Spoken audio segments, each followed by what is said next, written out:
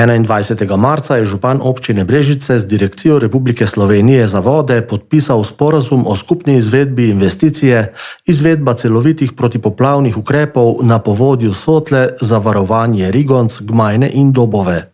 Župan občine Brežice gospod Ivan Molan. Občina Brežice in pa Direkcija Republike Slovenije za vode je danes sklenila dogovor za skupno reševanje poplavne varnosti ob reki Sotli. Gre za naselje Veliki Obrež, Rigonce in pa delno tudi Dobova. Občina Brežice se je zavezala, da bo v enem letu poskušala pridobiti gradbeno dovoljenje za nasipe. Kasneje pa bo direkcija izdelala gradbeno dokumentacijo za izgradnjo in pa financirala tako dokumentacijo pridobivanja gradbenega dovoljenja, kakor tudi izvedbo.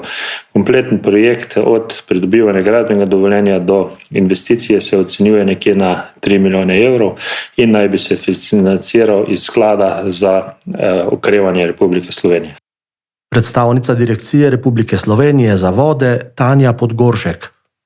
Direkcija Republike Slovenije je z občino Brežice sklenila sporazum o skupni izvedbi investicije z naslovom Izvedba celovitih protipoplavnih ukrepov na povodju Sotle za varovanje Rigonc, Gmajne in Dobove. Vlada Republike Slovenije je sprejela nacionalni načrt za okrevanje in odpornost v okviru na področju zelenega prehoda, čisto in varno okolje.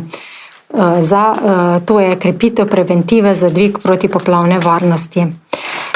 V okviru načrta za okrevanje in odpornost je v občini Brežice predvidena poraba sredstev ocenjena v okviru 3 milijone evrov.